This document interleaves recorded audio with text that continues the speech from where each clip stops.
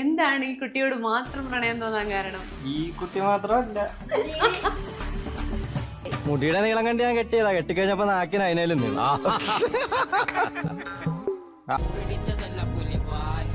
അതിനുശേഷം വീട് കണ്ടുപിടിച്ച് കഴിഞ്ഞിട്ട് ഓരോ ആഴ്ച വരും. എന്റെ ബർത്ത്ഡേയാ 4 മിഠായി, എന്റെ അനിയന്റെ ബർത്ത്ഡേയാ 4 മിഠായി.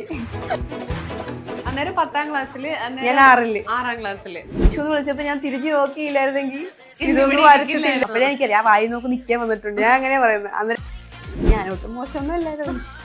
അതെ, അന്നേരം വേറെ പ്രണയം ഉണ്ടായിരുന്നോ? ആ ഈ പുള്ളി ആ സമയത്ത് കോമഡി ഉത്സവം എന്ന് പറഞ്ഞൊരു പ്രോഗ്രാമിൽ പോയി അത്യാവശ്യം നല്ല വൈറലായിട്ട്. അപ്പം പറഞ്ഞത് ആ അച്ചു നമ്മുടെ ഇവിടെ അന്ന് വന്നോണ്ടിരുന്ന പയ്യനാ അവൻ പരിപാടിയിലൊക്കെ വന്നു. പൂച്ചക്കണ്ണുള്ളത് കെട്ടണം ഭയങ്കര ആഗ്രഹമുള്ളതുകൊണ്ട് ഒരു പൂച്ചക്കണ്ണുള്ള പെണ്ണിനെ കണ്ടുപിടിക്കും. ഏതാണ്ടൊക്കെ സംസാരിച്ചു വെച്ചിരിക്കുവോ അറിയാമല്ലോ. നല്ല പൂച്ചക്കണ്ണല്ലായിരുന്നു കേട്ടോ. എനിക്ക് നല്ല നീല വെള്ളാരം കണ്ണുള്ള എനിക്ക് കിട്ടിയപ്പോഴ. രണ്ടുപേർക്കും പൂച്ച കണ്ണും രണ്ടുപേർക്കും കറുത്ത കൃഷ്ണമണി ഇഷ്ടമല്ലായിരുന്നു.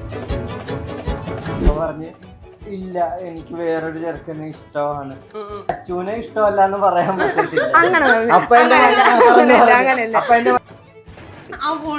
അപ്പൊ ഫോൺ എൻഗേജ്. അപ്പൊ ആരെ വിളിക്കുന്നത്? ഞാൻ പറഞ്ഞില്ലേ എനിക്ക് ലൈനുണ്ട്, ആ ലൈനുമായിട്ടാ വിളിക്കും. ഞാനങ്ങ് സത്യസന്ധ്യയായിട്ടെല്ലാം ഉമ്മയെ വിളിച്ച് പറഞ്ഞു കൊടുക്കും.